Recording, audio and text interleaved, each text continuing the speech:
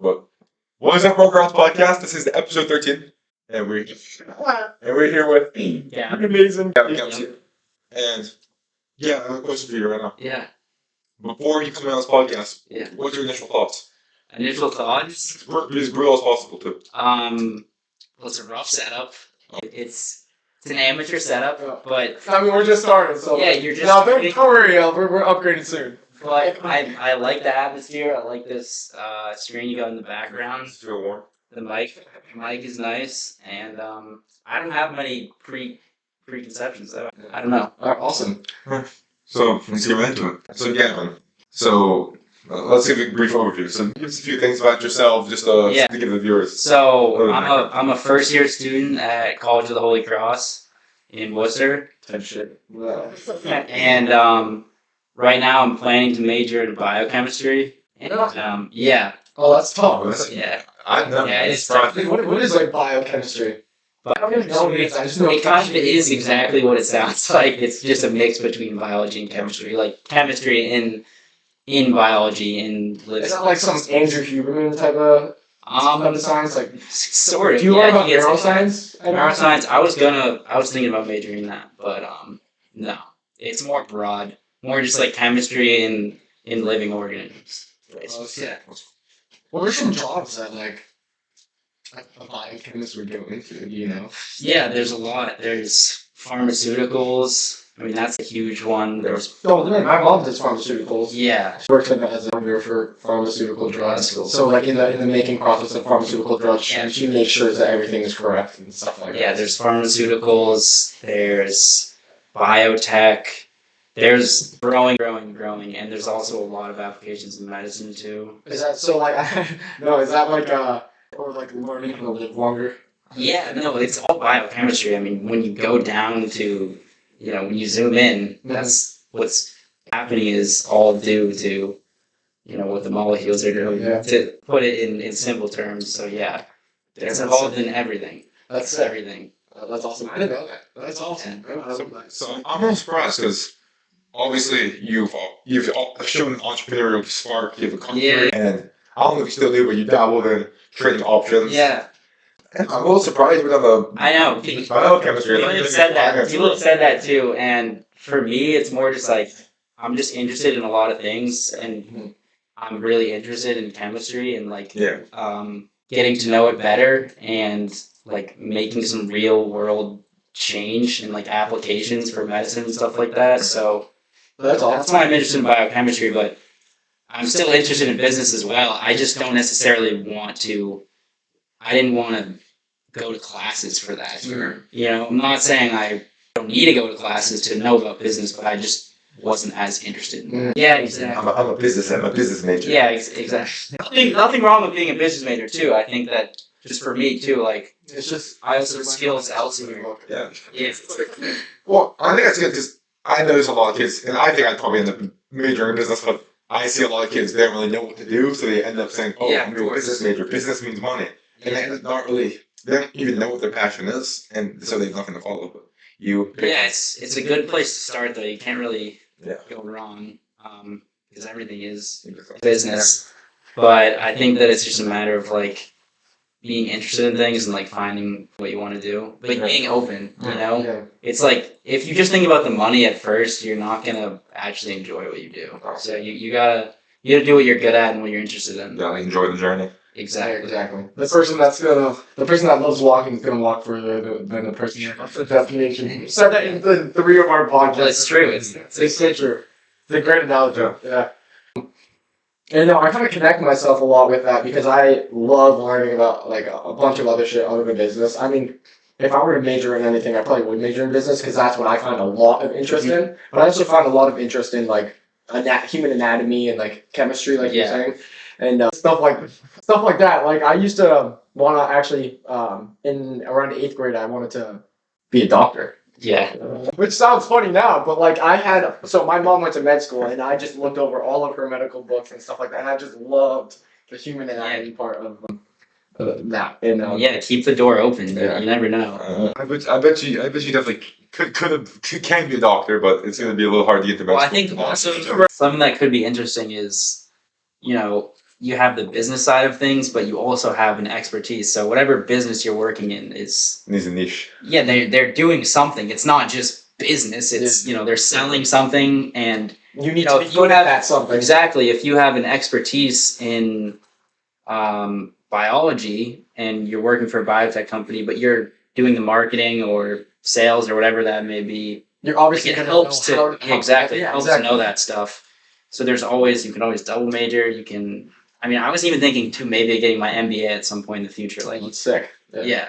Now, I was also thinking about like maybe in the future also getting my MBA because as just like credibility and then also learning about like whatever it entails. You know what I mean? Maybe there's resources. I mean, in that. Exactly. When you're actually like have an obligation to go to class, do well in tests, etc., you'll probably end up learning more than if you were to hold yourself accountable. Yeah. Definitely, and then also the process of spending money to learn. It's like it's like a pain point. Yeah, exactly. But that's kind of like the thing with when there's like high priced like products. Yeah, like the thing that I just bought. Yeah, like so for some context, I just spent around $3,000 on a 2-day workshop with my boy Alex Hormozy. I'm going to Las Vegas, baby. Yeah. Have you ever heard of Alex Hormozy? I've never. Oh, he's a really big entrepreneur. He's a billionaire. Recently, billionaire. Recently, what does he do? He owns acquisition.com, which is a portfolio of different companies, and he just uses certain business frameworks that he has built from scaling and building multiple companies, and he just puts those in companies that are doing around $10 million a year to help them scale faster to like $100 billion or like $1 billion a year, and that's how he makes his money, and he just gives a bunch of information away for free in hopes that I use this information and then build my business to $10 million a year. Yeah. And then trust him now because I used his shit and then work with him and then scale my business from 10 to 100 million. So that's kind of what he does. He does around $200 million a year in revenue, which is huge. Yeah. And I'm in January going to his in Las Vegas and with 50 other business owners. Yeah. Damn. It's going to be a really intimate workshop with him and his entire team and just work on my business and like how to scale different businesses and how they do everything at acquisition.com. So I'm super excited. But yeah, I just literally bought it yesterday. It's $3,000. Sure. Yeah. And not including the flight. Yeah, so it's probably going to end up to be like $5,000. Hopefully it's worth it. I know, but I'm super excited. I think it's really going to be worth it because I'll be able to learn a lot of information from really high level people, you know? So, I mean, to get back to it, that's just like the process of like paying and like having some skin in the game. You know what I mean? Yeah. Oh, so Gavin, I see you going down this path of trying to become a scientist with biochemistry. But at first, like I said, you have the car detailing. So, are you still going to be pursuing car detailing in college, or is that's probably taking your whole while you're away at school, right? Yeah. So I think the car detailing business is going to go on for maybe a few more years. I'm definitely going to do it this summer because we work with Woodman's in Essex, and they have a lot of cars that need to be done. It's a good moneymaker for me as well. And yeah, so I want to continue for that. And then obviously I have like other customers that want their cars done. I saw one day on your guys' stories that you detailed the Lambo. We did. Well, Jude, who I worked with, his girlfriend's friend, something like that, in Gloucester. His kids just loaded Really? and he had a Lamborghini. So yeah, we did that. That's sick. How much do you get paid for something like that? It's the same rate, or you guys? Yeah, well, it definitely depends on the service that we're doing, but a normal detail is like around 300, and then that's not including anything that's really done to the paint. That could be maybe a wax, but if we're gonna like polish the car or do a ceramic coating, it would be around 500-ish. Okay. So yeah, and I mean, I definitely want to continue. I want to continue doing it. However, I have other pursuits. Like I'm thinking of maybe getting an internship this summer. So it'll be. Where do you want to get an internship? I'm looking at local biotech companies around here. That's sick. So if I were to work for them, I probably wouldn't have much time to detail, but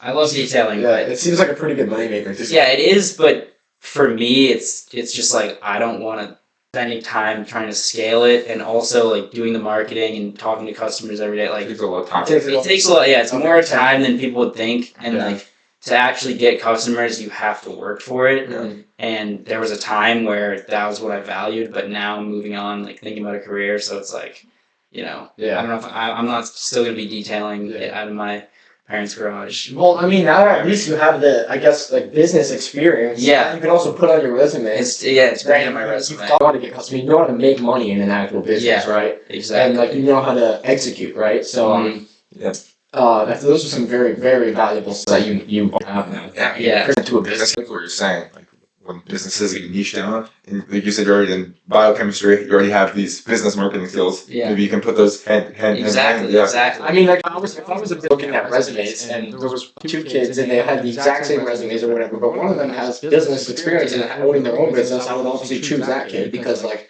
I guess the underlying traits of an entrepreneur are much more like driven and like ambitious and just like wants to be a winner too. So like that's a great like thing to have on your resume. Yeah, I think there's also the aspect of customer service too. At least I felt that because my business was pretty personal. When someone's spending $400 on their car, you meet them, you gotta be nice, sort of Make sure you get a good tip. Exactly. But no, connecting with like that, that's an important skill. Being personable, that makes a lot of difference. People want to work with people that are nice and people that are easy to get along with, and team players, so to speak. So how'd you get into like what went through your mind? detailing. Yeah. So detailing started for me when I was like really young. I want to say like beginning of high school, so maybe like 8th grade. Actually, my cousin was detailing cars. So that's It was literally that my first thought was like, okay, like I want to get a job soon and start making some money. So this seems like a good idea. And it started really small, just doing friends and family, mostly family at first, and then sort of, reaching out to parents, friends, or people around town that I knew, and just letting them know the work that I do. And it started out like very cheap, very low prices. So I wasn't making a lot of money at first. But that enabled me to like grow from there. Yeah. Get better products, and then inevitably like do more detailed.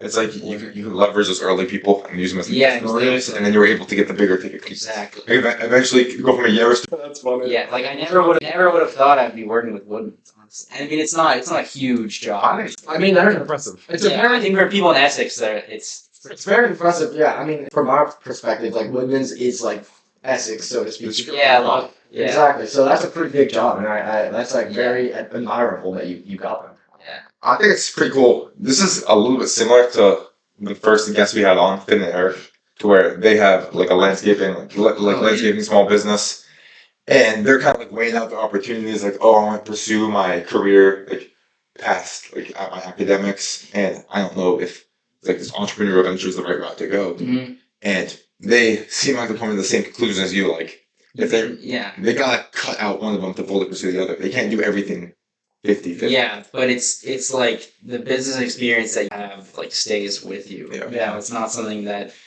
you're gonna lose, and you can always go back to it. Yeah. I mean, people start their own businesses all the time. Oh yeah. It's not impossible. Do you think you could, if you really want to, do you think you could stick to the car detailing and try to grow this as much as possible and make it a full-time career?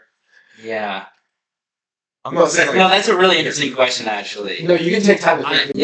So I think I know my answer. It's just I think I could, but I don't think my mind would like let me. Like I want to do things than detail locally. Yeah. I mean, it's a great job, but for me, like doing manual labor, like it's not going to be doing that for the rest of my life. Yeah. You're just like a very ambitious person. You just want to provide more value to the world. Yeah, but that is an interesting thought. I mean, I don't even know where I'd go. Honestly, I'd probably just start, media marketing and just keep reaching out to more people. I think it's kind of crazy because it's like, if like everything fucking put in that box, like what would you be able to think of and accomplish? I think I could do it. I think I could do more, but it's not on the table. Alright, You're becoming a... Yeah. Walter White 2.0. So, even past your car detailing, you used to be a pretty avid trader. I don't know if you still trade. Yeah. I know when you were younger, you were huge into it, and me and you last year would always talk about it. Right down, bro. I'm down hella racks. Not moving. It's crazy. Jeez. Yeah, trading. I don't trade anymore, by the way. I don't either. It was fun. It was fun while it lasted, but I think that it's very degenerative. Like, yeah, it's risky, and I think at that age I was at, I don't think I was able to like handle the stress. Yeah. Like, honestly, I thought I could. When you're really trading with like, big money or big money to you, whatever that may be, whenever the relative it's stressful and like it literally like emotions do come into play when like I would be sitting at the you're gym down a just lot of like, money and like you have to make the decision: is this stock gonna go back up? Can I hold it? Or if it goes down more, like I can't afford to lose this money. Exactly. And I mean, in the beginning, you shouldn't be playing with money you can't lose anyway. So I was already kind of, over my head. But I'm glad I stopped. But I did learn from it. It was it definitely I'll cut you off at the end, sorry, but it's like we talked about this before, but like it's not necessarily trading which ruins you. It's just like you constantly thinking about the money and it takes up your entire fucking life. Totally. It's painful. Because I remember being in school and like my in class, just like I don't care what they're saying right now. Like I have bigger problems, but that wasn't good. Like you're not supposed to. Dude, that was like me times 100. Like, yeah, I had some pretty crazy days. Well, last year, every single D block with I have my anatomy class. You know how to be in the library do sometimes. Oh yeah. I was skipping an iron class. I was skipping that class. Really? Yeah. Oh yeah, you were trading. Yeah, I just remember like had some big stocks that I love to trade, like AMD.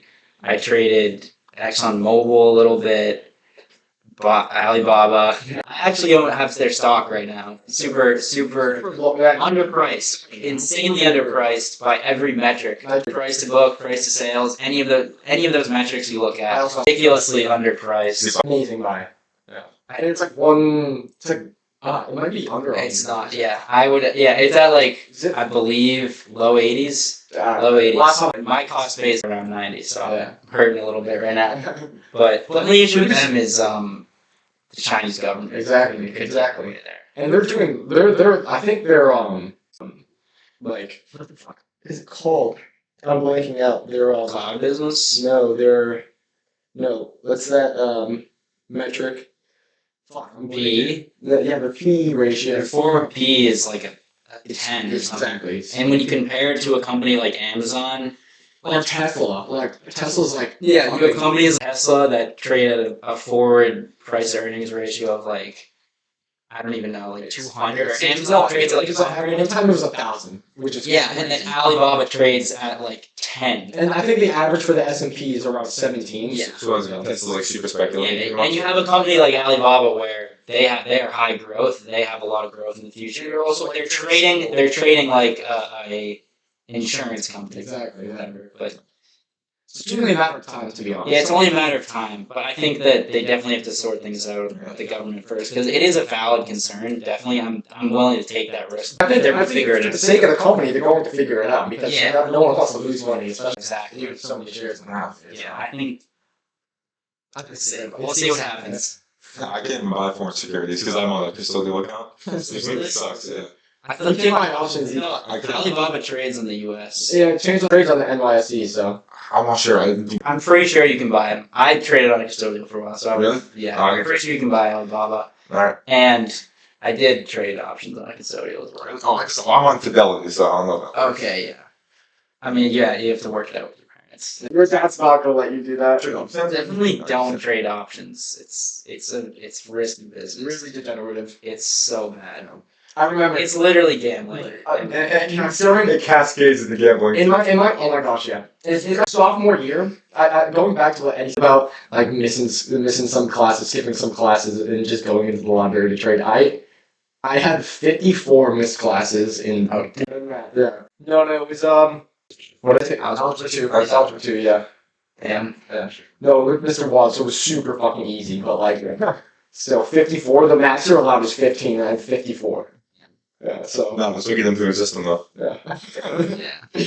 Yeah, but that just shows you, I guess, like how much it just Were consumes. you trading options? I was trading options, yeah. Yeah, so we were both in this boat. I think I was trading options around that time. Yeah. What I've learned from options though is like with options specifically, the small guys lose. Like just I think if you're a trader with a lot of money, you can easily make money trading just stocks in general. But with options, when you like really start to analyze how the stock, yeah, how the stock is priced and how it moves on such a short time frame, it is so incredibly random that unless you have billions of dollars at stake and you're literally making the market move, like you're not gonna know. So for someone like me, and I'm making these bets, call or put that this stock is going to reach, it's going to go up 2% and maybe more in 2 weeks. You really have no idea what happened, and that's what I learned. Yeah. So Yeah. definitely don't do options. Now, options, I mean, there's a good and bad thing about the experience that I had with trading and stuff like the options, especially, is that like I realized that like I can a fuck ton of money, and then Yeah. also, Did you come out on top? Are you up? yeah, I'm up, but like, Okay, that's really like I was up. I was up. I've been very up and had to come back down Me too. to much less than what I started with actually. So It's a lot more conservative than you guys. which is good. You don't want to get into that. It definitely like You have to practice a lot more, or it was just a like terrible experience. it's just like it's so much different than Mhm. trading stocks because there's like there's gamma theta, all the shit that you have to keep in Buy mind, volatility, and just like a bunch of different other aspects of trading that you have to like keep in your mind to like make earnings, sure those news, oh my anything can gosh. come out. I mean, I remember. So my first like the biggest win I guess I've ever made. And I'm not gonna say the figure, but it was a lot of money. It was a lot of money, and the next day I got into CVS Pharmacy, their stock. I call options, and like some news came out. I forget what it was, but the stock dropped 8%, and yeah. Needless to say, most of that money disappeared very very quickly. Oh, so like we can relate to that. it can change like that. Yeah. Like you. Oh, Stay completely. I remember the fight got into options was I think early 2020 when SPACs became a thing. That And GameStop. do you know the company Nikola? Yeah. The telephone. No. They're a car maker. Oh, I was thinking Nokia.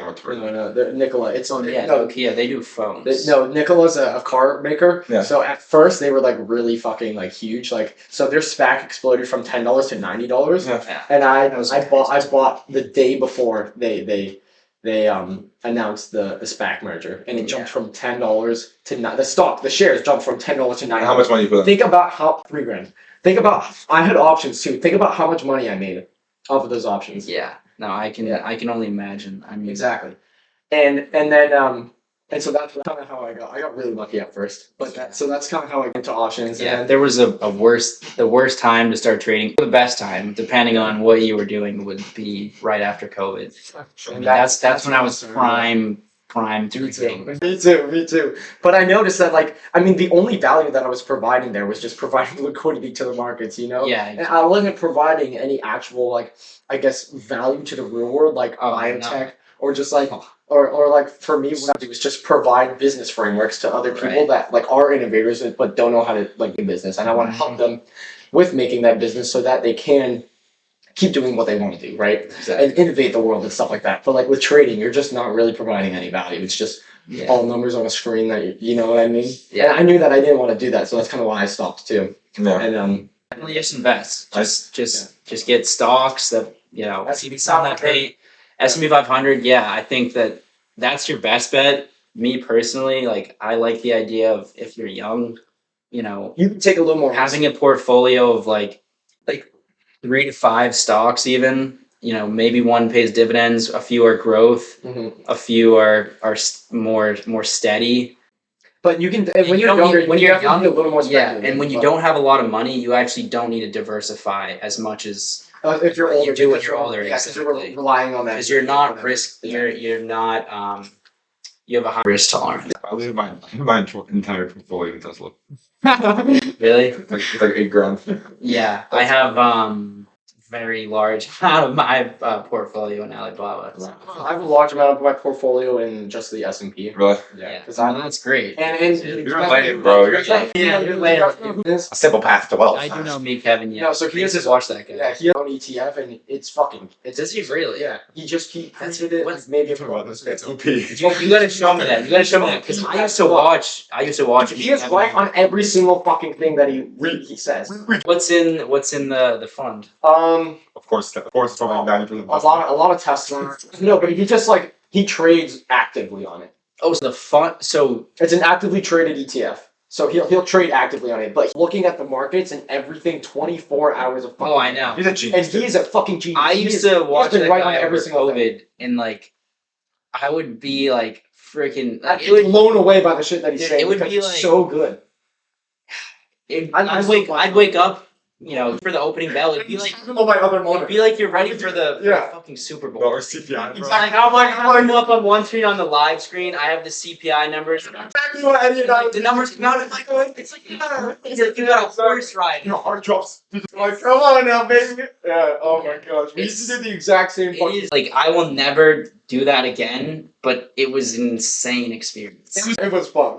It was a lot of fun. Yeah, it was a lot. Especially when you made money, you felt like you're in top. We were up. Oh my gosh. No, the craziest combo that ever happened. So, probably around this time last year, like November 11th, 10th. Mhm. It's me and him. We sat down. We noticed making a good amount of money trading crypto because the volatility was crazy because FTX collapsed, right? Oh yeah. So when this happened, and after the FTX collapse, the very next day, CPI missed by a fuck ton. So volatility on all markets, especially crypto, was so fucking nuts. Yeah. And actually, it was a perfect environment, just make racks. And just that's just reminded me of Yeah. me, Kevin, and All I would do is just skip class, go into the library or something like that, put Meet Kevin on my phone or something like that, and just have my laptop open. It's and great. I love him. But no, that's what I use. I use Meet Kevin's ETF as some people. Yeah, you gotta show me Like that. $7 because that's dope. I would totally. He's right. do that. No, I'm pretty sure he's up Do you how 40%. diverse is the portfolio or is it? It's just it's Uh, traded. It's so no. I've always at least I can't remember what it is, but I think it's five stocks. So he has positions. And he probably has cash, and then Yeah. that's he's that's. a beast, bro. He's probably just I actually really will. I'll check that out because He's right. do you know what's its return So I think year to date is 40%. damn. What the fuck? What did It it was come out? 9%. No, 40%. What was 9% last time you told me? That was no, but no. Think about it. That delta though, the S&P. When I told you, I think last. It was it's probably a year ago. No. That was a couple 9 months ago, something like that. The S&P 500 was down 9% year to date, and he was up at 20% or something. Holy fuck. Yeah, he's right on every single fucking thing he says. It's just he's an actual fucking legend. Shout out me, Kevin. We love you much, me, Kevin. I love you so much. I love you. Yeah. So, I'll have to check that out. So with trading, I don't know if you ever use this as a supplement, but I noticed before I would trade, if I ever found myself in my fucking head, anxieties about losing money, I would sit down and meditate. And I know you're big on meditation. So Yeah. did you start meditating because of trading or just for overall lifestyle? That's a great question.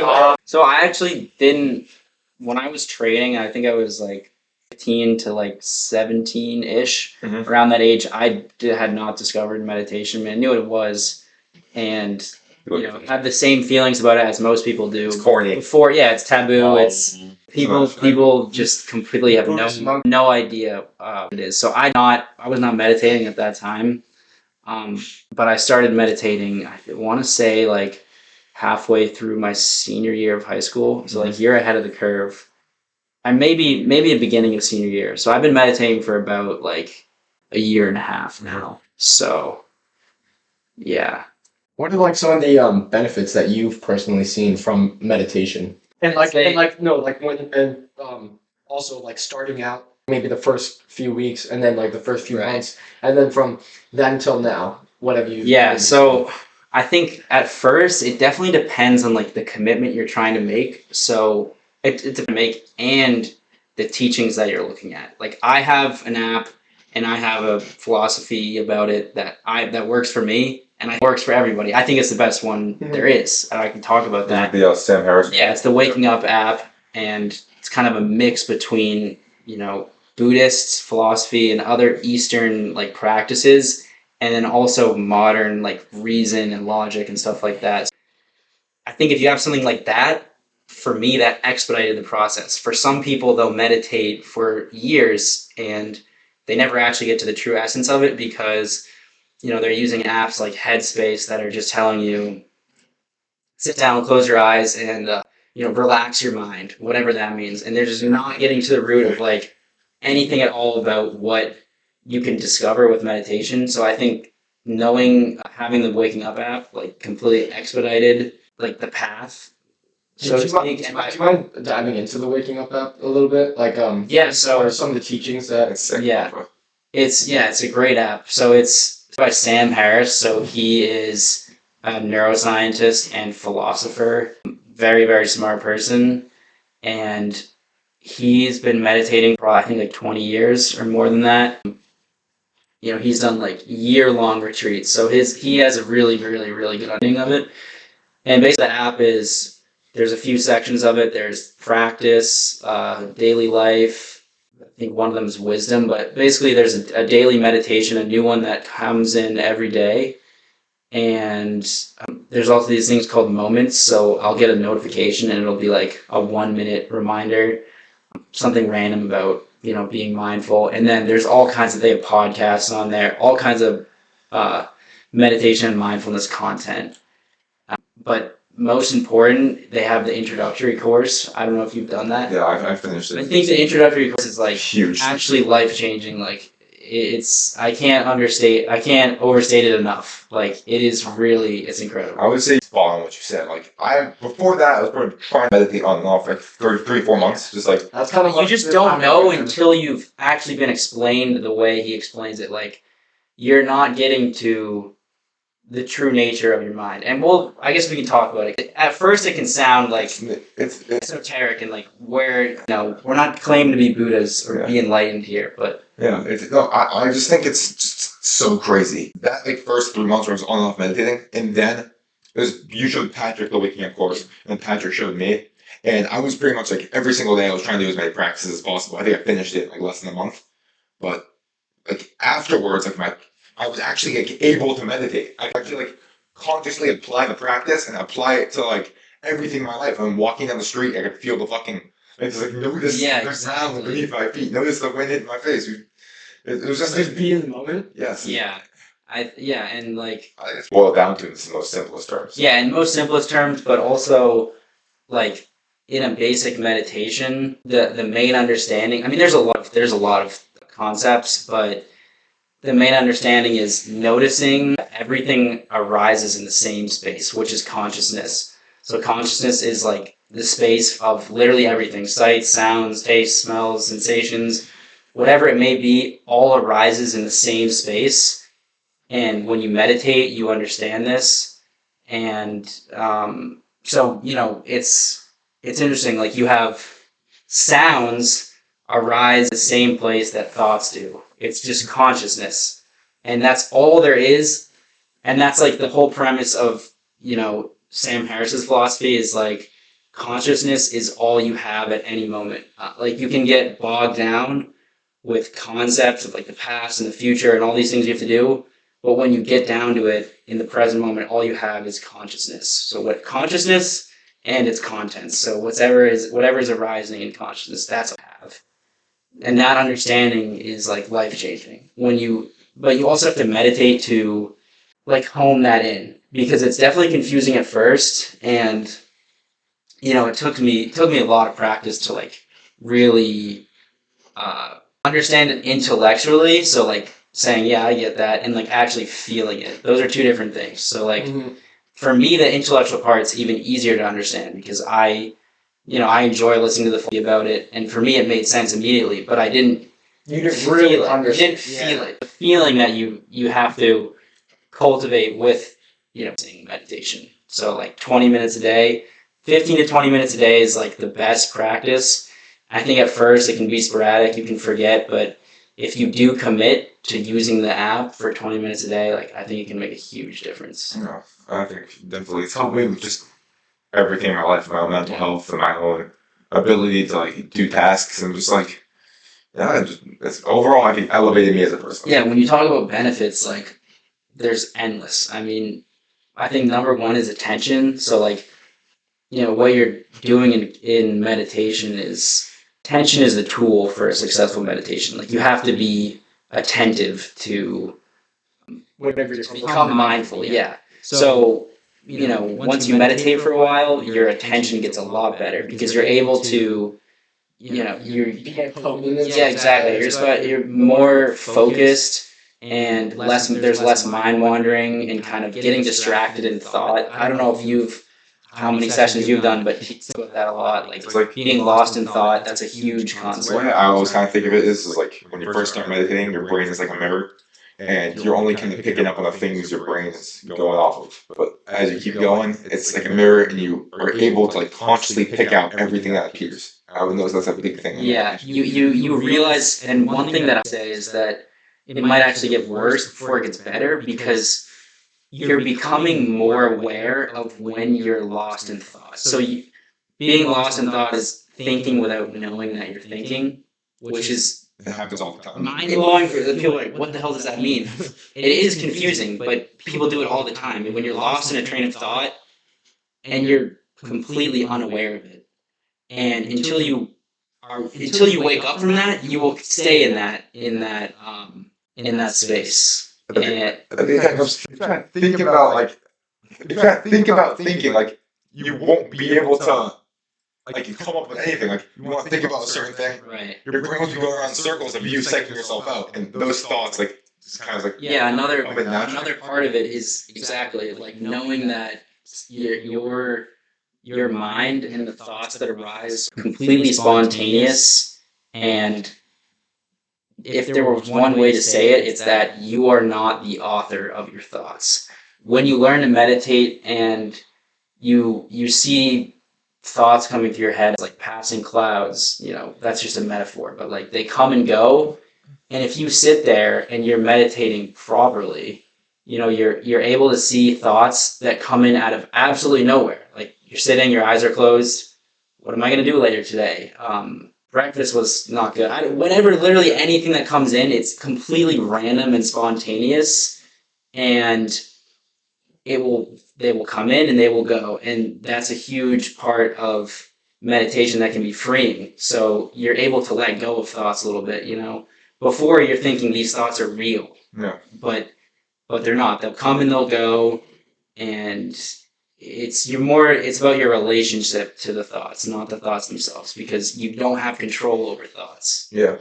A weird phenomenon I notice is sometimes I'm not meditating. If I go like take a nap or lie down, close my eyes, I notice after like my meditation practice, I look back at like everything I thought during like my rest period. I can really recall everything that appeared in my consciousness, and I just think it was just completely like breathtaking how that could happen.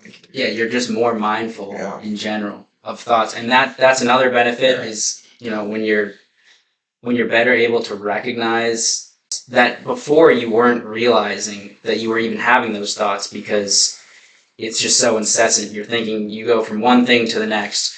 But when you can wake up, and that's what the app is called, it's called waking up. It's a good metaphor. It's like once you can wake up from being lost in thought, you're actually able to realize what you were thinking about. So, it's good for stress reduction, I'd say that's regulation, literally everything. So, would you say that meditation can have almost combat like things like anxiety and OCD? Yeah, so I'm not a doctor, so I get into like specific disorders like OCD, but Or anxiety? yeah, general anxiety, sure, the anxiety that everybody has. I think that meditation can seriously alleviate it, because anxiety from thoughts, Mm-hmm. and at some level, real thinking those thoughts are real, and like living in your head and sort of living out, with anxiety. At least for me, I can think of like, thinking about something that's going to happen in the future. So an interview, a test, or whatever it may be, you're thinking about something that's going to happen in the future, and you're picturing all the negative things that could possibly happen, and you're in your head living it that's not real. Like you're not looking in front of you right now, which is only the present moment. It's not in your head. It's what's around you. And when you're able to better realize yourself being in those states of mind and like wake up from that, like, okay, this is just a thought. Like it's almost like you're in a waking dream, like you're sleepwalking through life, thinking about all these worries, and then you wake up from that and realizing thoughts as they are, which are just objects in consciousness. They come and they go. Yeah. So when you're better able to realize that, you can relax. Yeah. Mm-hmm. Thinking about this, no way think about the past and the future, just thoughts. The only thing that's really the present moment. Exactly. Yeah. And it's like it's something that everybody understands conceptually. Like tell someone all you have is the present moment.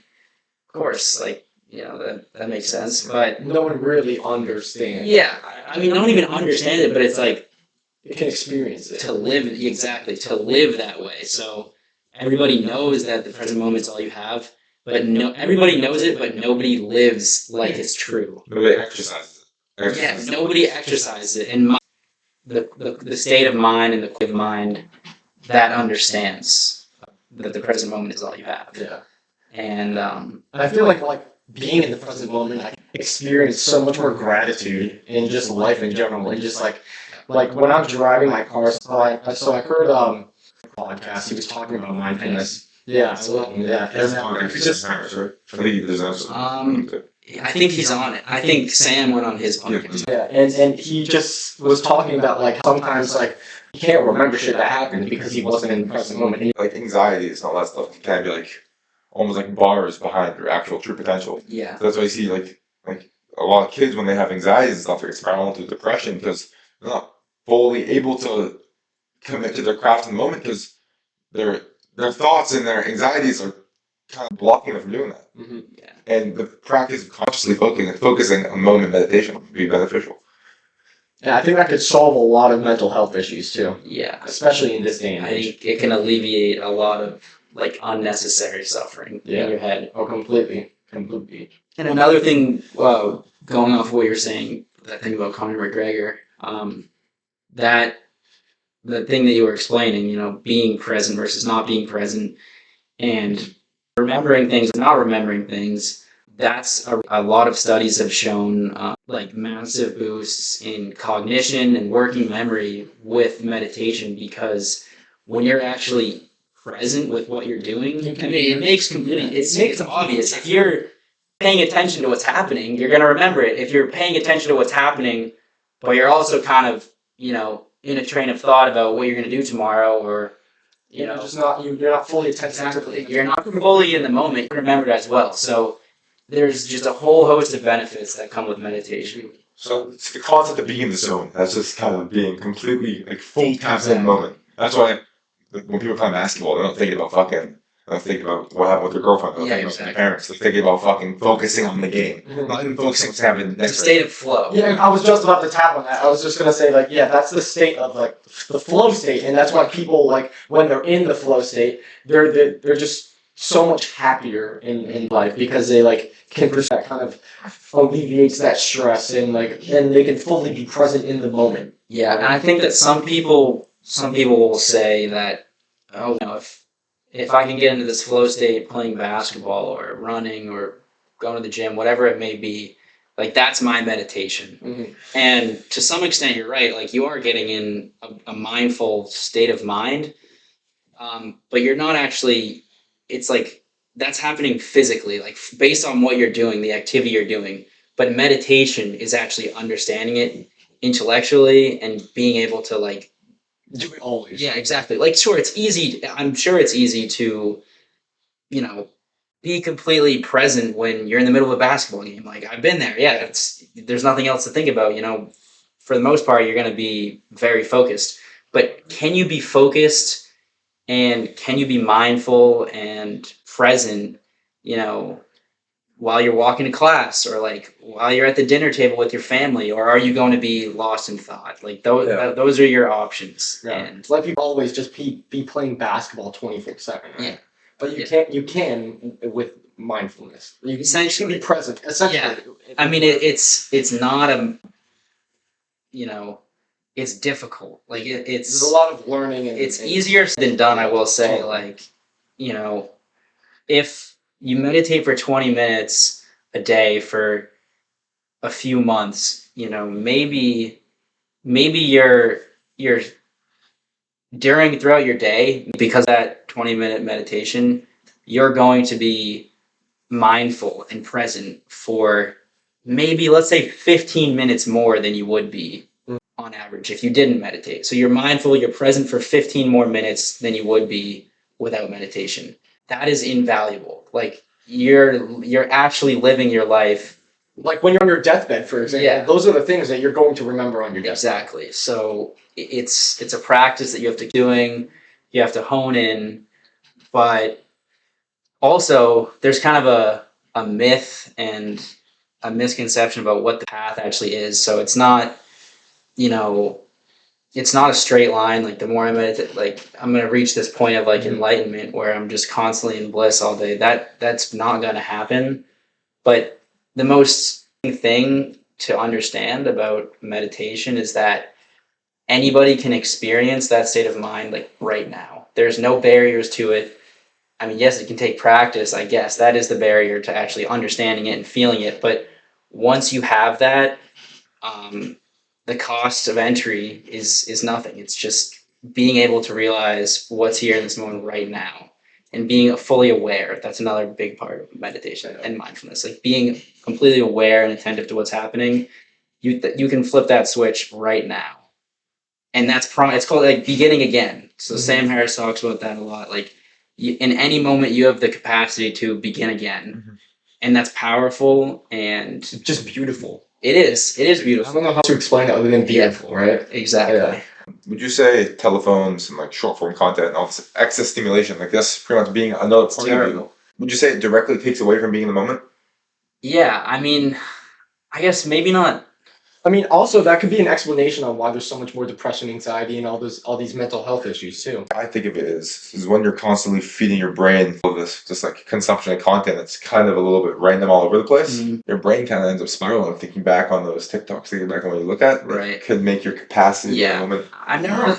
No, the way I think about like scrolling and all that stuff is like it's such an easy out of your thoughts. Like if you get into like a thought process of like somewhere that you like don't really want to be. I mean, the way to like get out of that is to stop masking, or I mean, just like or like one of the ways that people do get out of that is just going on your phone and distracting yourself and stuff like that. But like I feel like the reason why there's so much depression, anxiety, and all these mental health issues is because people just deviate to just going on their phone and keep masking whatever the problem there is, and then it just keeps getting worse and worse, and they spiral down. In reality, they should be, instead of avoiding those thoughts, facing those thoughts. Like mindfully, you would be observing those thoughts, letting go. Yes, exactly. That's the catchphrase, I guess, is letting go, not grasping. Like you're trying to hold on to thoughts, you're grasping at them like they're